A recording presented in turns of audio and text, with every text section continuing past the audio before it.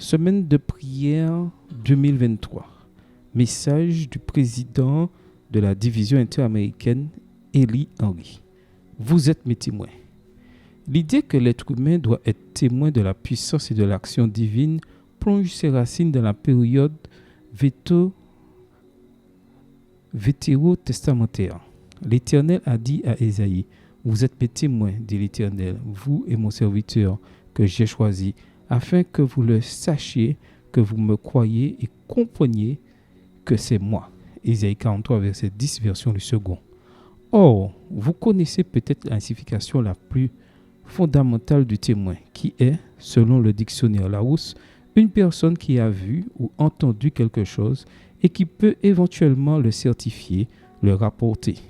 Dans le contexte chrétien, nous nous référons à cette idée comme définition de l'acte de partager l'évangile avec les autres. Toutefois, l'idée de témoin parle non seulement de témoignage, mais elle présuppose l'idée que le témoin a assisté à un événement dont il témoigne ensuite.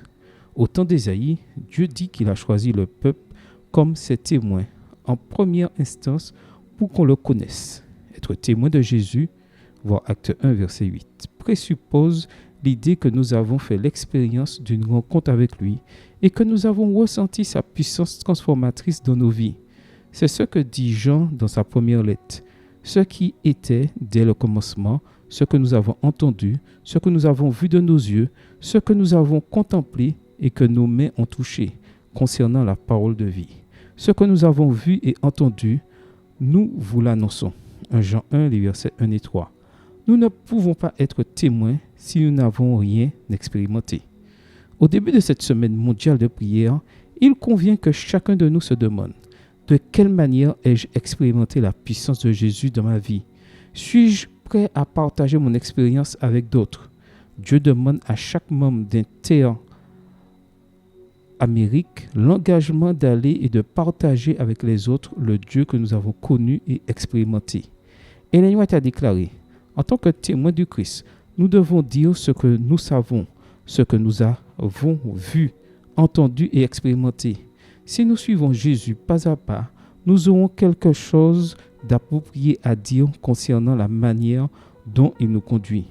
Nous pourrons dire, comme nous avons mis ces promesses à l'épreuve et vu qu'elles étaient vraies, nous pouvons témoigner de ce que nous avons appris de la grâce du Christ. Voilà le témoignage demandé par le Seigneur, le témoignage dont l'absence laisse le monde en perdition. Extrait du livre Jésus-Christ, chapitre 35, page 299, écrit par Ellen G. White. C'est pourquoi notre première tâche doit être de connaître le Seigneur Jésus, de lui faire confiance et de comprendre qui il est et ce qu'il a fait pour nous.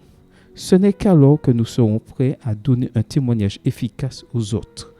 En ouvrant chaque jour cette semaine la parole de Dieu et en le cherchant dans la prière, je souhaite que chaque membre d'église, chaque ancien ou responsable d'église et chaque membre du corps pastoral ait une rencontre personnelle et étroite avec Jésus-Christ, que nous puissions faire l'expérience de sa grâce salvatrice et ensuite sortir et partager avec le monde ce qu'il a fait dans nos vies.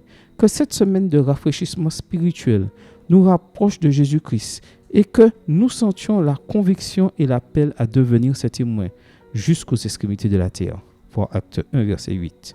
Nous rappelons toujours qu'il a promis d'être avec nous tous les jours jusqu'à la fin du monde. Matthieu 28, verset 20. Maranatha, Jésus revient.